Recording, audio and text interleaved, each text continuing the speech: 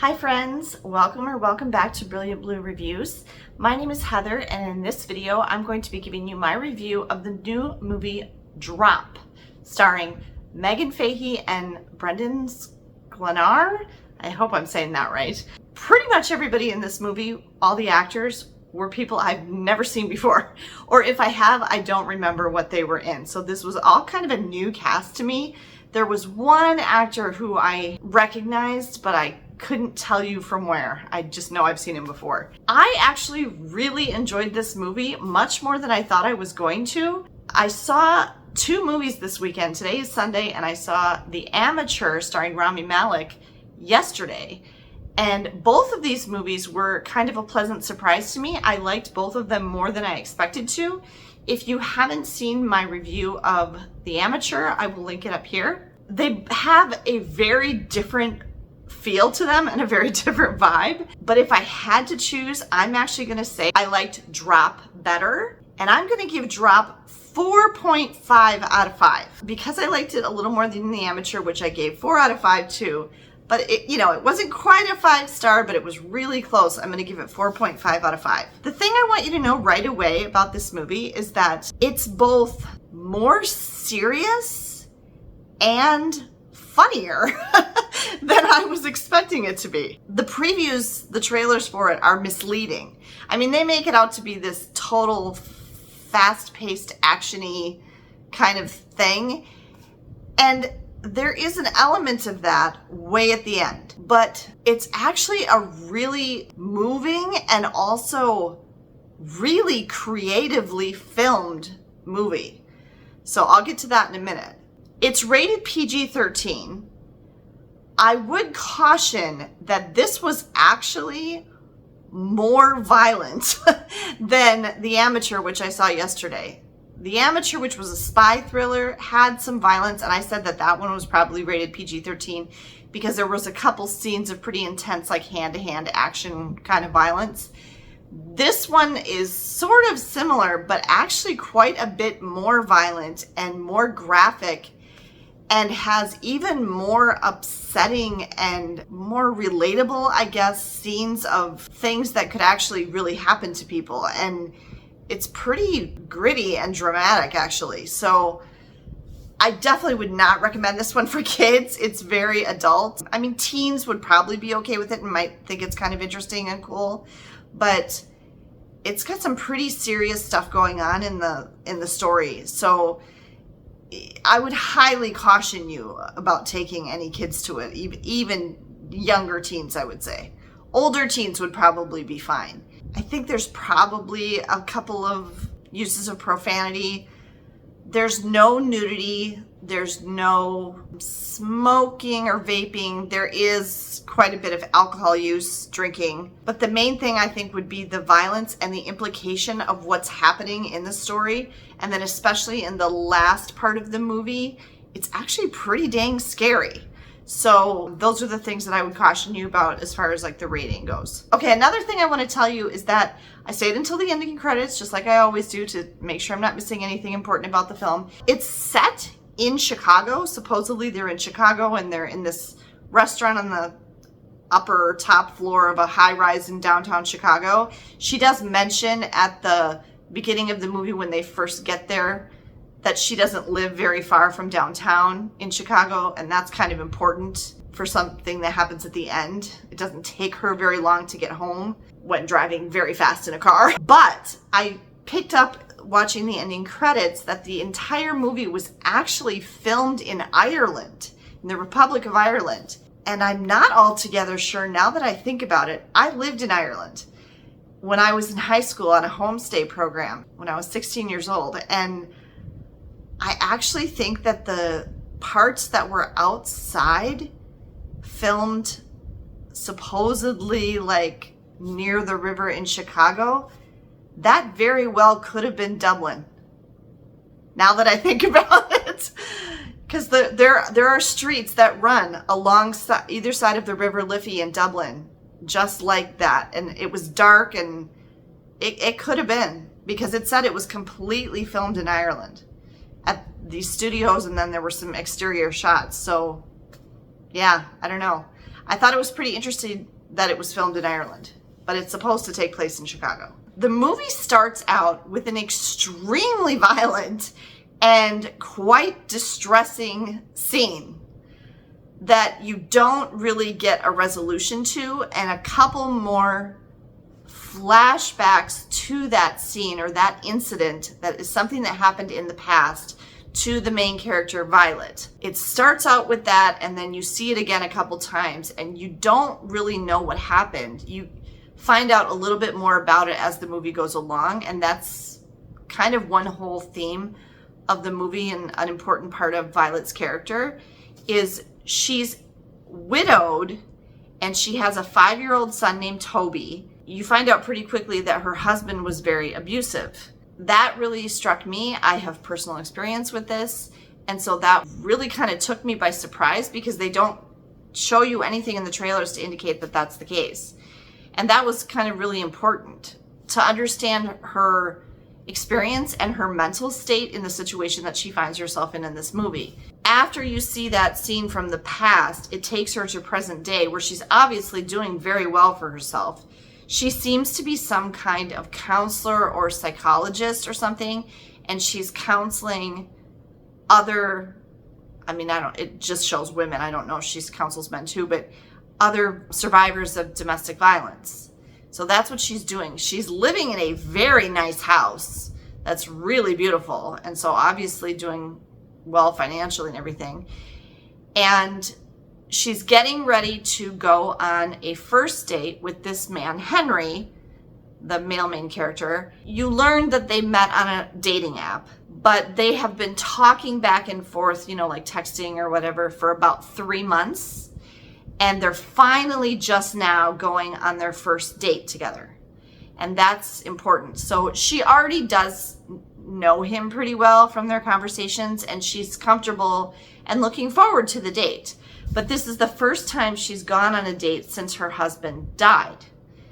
And there's some significance in the fact that he's dead, and not just that she got out of the abusive marriage, because she makes the point that she actually didn't. Henry is some type of photographer, and then you find out as the movie goes on that he's actually like kind of the official photographer for the mayor of Chicago. And that's important to the plot. While she's waiting for him, because he's running a little bit late, she starts getting these, they're basically like airdrops like you would get on an iPhone, where somebody nearby is sending her these things to her phone. They call it something different in the movie. They like make some name up of what it actually is. But getting these before he even gets there, and then they continue to come while they start to sit down to have dinner and everything at this nice restaurant. It's kind of almost like a locked room mystery thing, because the whole scene is in the restaurant, in this tight space on a high floor in a skyscraper. Now, prior to that, there was a little bit of time where she was at her house, because her sister Jen was coming over to babysit her son Toby, and Jen was helping her get ready. And there's a lot of comedy there, and there's a little bit of comedy when they're in the restaurant, even when they're on the date, even with all the tension and everything that's happening. There's some comedy, and there's comedy again at the very end of the movie. So there were some really funny moments, actually, that I wasn't expecting at all. There's obviously a very close relationship between Violet and her sister Jen, and they kind of tease each other and stuff, and it was cool, like it was lighter than I expected it to be, given the seriousness of the subject matter.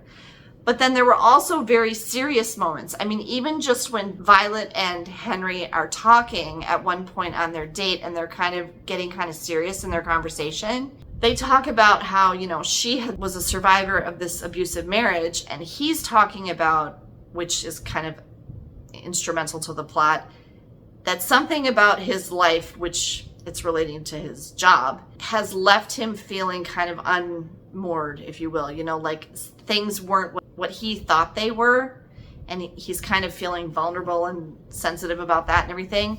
And that's the way they're both feeling when they come together for this first date. Something that they said, which actually really struck a chord with me, is that by coming on this first date and by agreeing to meet each other, that they're allowing themselves to hope that things could be different, and that things could maybe be better.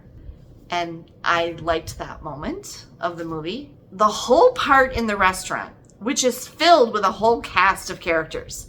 There's a bunch of people in the restaurant. Some key people are the hostess, their waiter, Matt, I think his name is, who it's his first shift, okay? And he really actually wants to be a stand-up comic. So he's a little comic relief. There's the bartender, who's a young black woman, and she's kind of important because she talks to Violet a lot. There's other patrons in the restaurant. There's a whole table of like high school students that are all dressed up to go to the prom, that are having dinner before they go to the prom. There's other couples. There's another guy they're on a blind date that Violet talks to a little bit at the bar. There's this guy that she literally keeps running into physically and like accidentally because she's looking at her phone and she's not paying attention to where she's walking. There's a whole bunch of people like that. Oh, there's a really interesting piano player. Okay, there's a bunch of characters like that. And you go through the whole majority of the movie trying to figure out who is sending her these drops. You suspect everybody at one point or another. I think it shows in the trailers. The basic gist is that whoever the person is that's sending her these needs her to do two things for them. And it turns out that the reason they chose her to do them instead of like just doing it themselves is because they're trying to set her up too, which is kind of giving the real bad people an alibi, I guess, kind of. And that's too complicated for me to explain. You'll have to see it. But the two things that they want her to do, one which is shown in the trailers and one which isn't, is to take the SD card out of Henry's camera, which he has with him in his camera bag, and destroy it. She does that, no problem. She does look at the pictures, though, before she takes the SD card out and destroys it. And so she kind of has a clue as to why these people want this destroyed, because it's important, what he has pictures of. And then the other thing they want her to do is to kill Henry, her date, which obviously she doesn't want to do. But they have a guy in her house with a gun, a masked assailant, is in her house where her sister is babysitting her son, Toby. And she can see that from her phone on her home security system. So they have this very real and imminent threat that they're holding over her to try to get her to do this. Now, Violet turns out to be quite a smart woman. She does like everything I could have thought of to try to get help. She does a lot of different things to try to get someone to help her. It's really kind of frustrating for the viewer because like you think, oh, great. Yeah, that's a good idea. Oh, that's a good idea. Oh yeah, that'll work. And none of it works. Whoever is sending her these things that is kind of in control of the situation is like everywhere. And it's really problematic. I'm not going to tell you any more about what actually happens in the movie. I just want to point out that there's several people I would say behaved quite heroically in this movie. Violet, Henry, the bartender, Jen, her sister, holy man, was she tough, and Toby, the little 5-year-old son. These people all like were rock stars in this movie and really handled themselves well. It's a very scary and treacherous situation. The coolest thing I thought about this movie was the way it was shot. It was filmed so creatively. The use of sound, like the sounds of the restaurant, and silence, and sometimes music, like the guy playing the piano or, music in the restaurant or whatever, was used very deliberately, along with extremely creative lighting and camera angles and camera shots.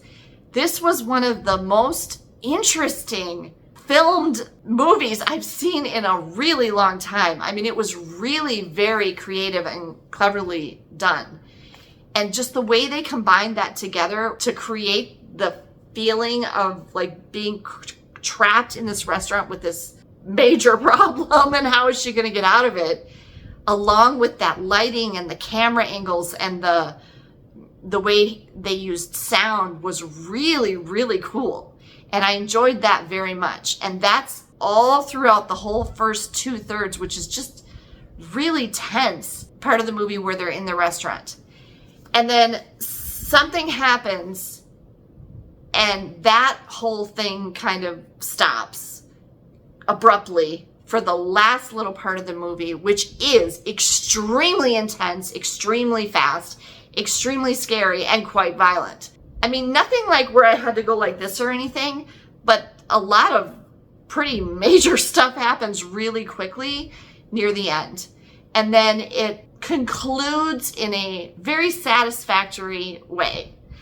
And I really liked the song that they played over the ending credits. It's called Healing, and it's performed by Fletcher. And I really liked it, and I thought it went really well with the movie, and I actually just really personally liked the song very much. It was a great movie. I really enjoyed it. I think that the trailers for the movie are misleading. It has more to it than the trailers kind of indicate, and that it's definitely worth a watch. I'm giving Drop 4.5 stars out of 5. If you enjoyed this review, please be sure to give me a thumbs up down below. And if you haven't yet subscribed to my channel, please be sure to subscribe so you don't miss any of my upcoming movie reviews. Thanks for watching. Have a great day, and I'll see you next time.